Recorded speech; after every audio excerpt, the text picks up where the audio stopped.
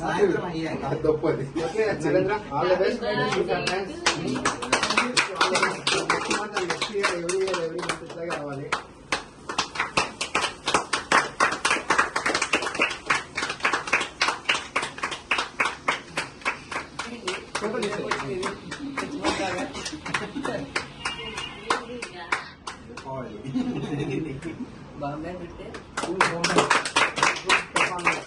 madam మీరు కూడా madam